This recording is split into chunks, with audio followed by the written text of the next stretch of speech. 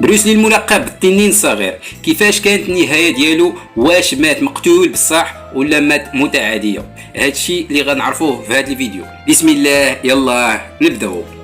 عاش البطل الممثل الامريكي من الاصول الصينيه بروسلي حياه قصيره، لكن خلى من وراه اثر كبير بحال الا عرف باللي العمر ديالو قصير. اللي شاف احد المنتجين الكبار بروسلي وهو كيتقاتل مع بعض الاشخاص ولا معجب به وبالاداء ديالو والحركه السريعه اللي عنده، وهو اقترح عليه العمل في السينما، وهو يتقبل بروسلي الفكره، وهو يدير اول انجاز سينمائي في عام 1971 بفيلم الرأس الكبير. وكانت المفاجأة باللي الفيلم حقق نجاح كبير من العرض الاول ديالو، من ثم انتج العديد من الافلام. الفيلم الاخير ديالو سميتو لعبة الموت، ولكن بروسلي مات قبل ما يكمل الانتاج ديال هذا الفيلم. في نظركم واش عرف البطل باللي غيلعب مع الموت في هذا الفيلم؟ ثم تسمى الفيلم بهذا الاسم. ولكن من قبل تم انتاج فيلم سميتو انتر ذا دراغون اللي بلغت الميزانيه ديالو $1,000,000، ولكن حقق ارباح كتقدر ب $200 مليون في ديك الوقت.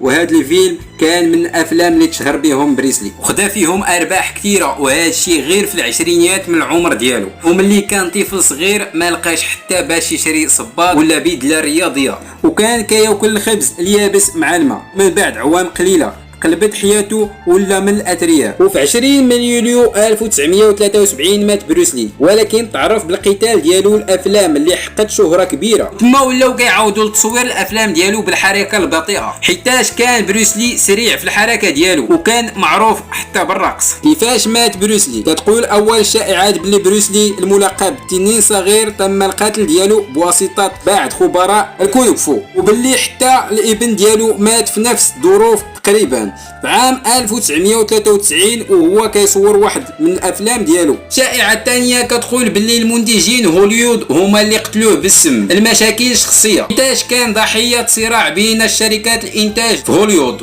ومات مسموم، حيتاش تبين الوجود ديال الانتفاخ في كل الجسم ديالو. ومنهم اللي قال باللي الوفاه ديالو كانت طبيعيه وكتوقع الممارسين الرياضه، حيتاش كيديروا مجهود عضلي مضاعف في النزالات والافلام ديالهم. ودابا نعرفوا القصه اللي قالها الابن والزوجه ديالو ليندا وبعض المشاهير. كان بروسلي في الغرفه ديال الصديقه ديالو باتي، وملي كان جالس معاها جا صداع في الراس وما قدرش يتحرك، وهو يرتاح في الغرفه ديالها وعطاتو موسكي واعتذر ليها من الصديق ديالو جيمس كوبرن على الموعد المحدد بيناتهم. في النهار الموالي اتصل كوبرن بها وقالت ليه مازال ناعس وطلب منها تفيقو، ما فاقش.